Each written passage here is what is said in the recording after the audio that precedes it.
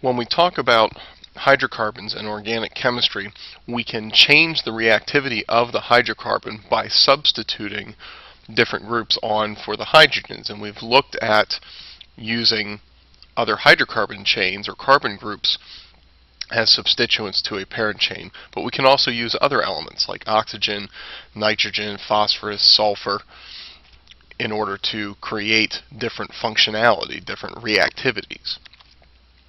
And so when we talk about functional groups, usually we're referring to elements other than carbon or hydrogen that are going to be substituted on a hydrocarbon. Sometimes double bond systems or triple bond systems will be referred to as being functional groups as well, but by and large we're usually talking about non-carbon and hydrogen species.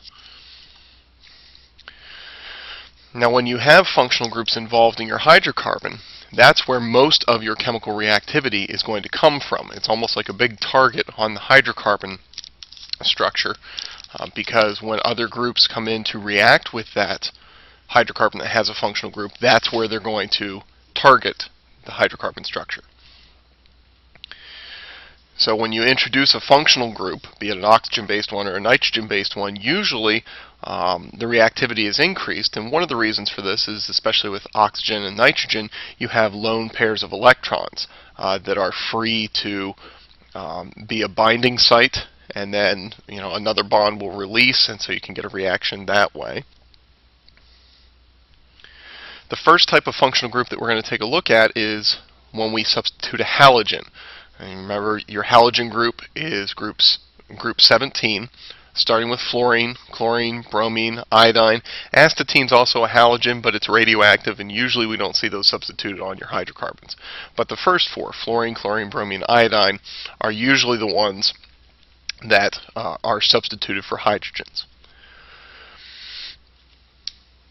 When we name a halogenated hydrocarbon, first of all, you recognize that you have a halogen because its symbol would be written explicitly in your structural formula.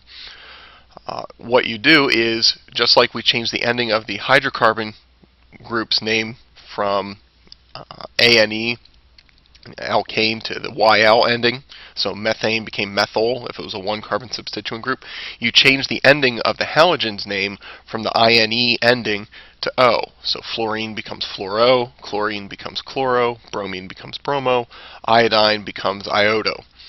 And in terms of naming, use the same conventions for substituent naming as you did before. Make sure you name the position on the parent chain. Use prefixes if you have multiple substituents. So if you have two fluorines or two fluorine substituent groups, it would be difluoro. Three chlorines would be trichloro, that sort of thing. And it's important to note that when naming substituents and numbering your parent chain, these halogenated hydrocarbons take precedence over your carbon-based or your alkyl-based substituents. In the first example that we see here, we have a two-carbon parent chain, single bond, so it's an ethane, and one of the original 6 hydrogens is substituted with a chlorine. So the name for this would be 1-chloroethane, but because the chlorine can only go on carbon number 1, you can simply name it chloroethane. If you pause the presentation now for a moment while you try the last 2 examples, when you're finished, unpause the presentation to check your answers.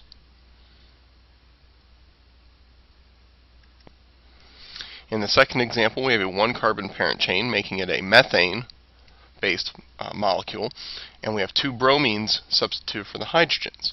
So we would name this dibromomethane. In the last example, we have a 6-carbon alkane parent chain, so it's a hexane, with 2 halogen substituents, an iodine and a fluorine.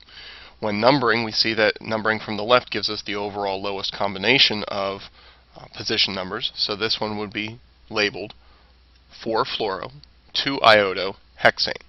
Fluorine comes before iodine in the alphabet, hence the reason why it's listed first.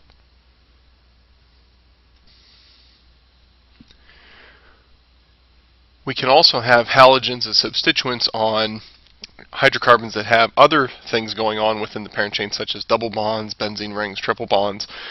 And so we name them the same way that we named other members of these families that had substituents. In the first one here, we have a 4-carbon alkene, which is 2-butene.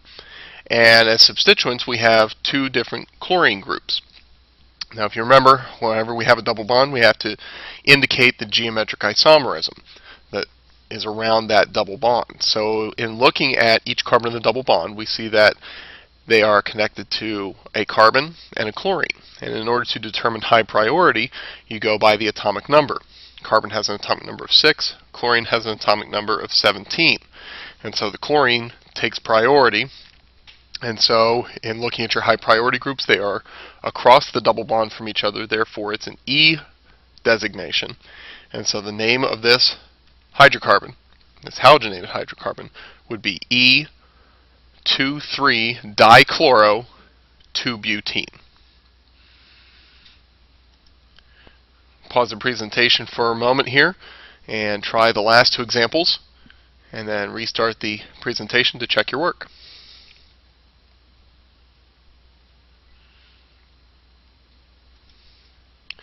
The parent group in this next structure is the benzene ring, so we'll name it as the parent chain.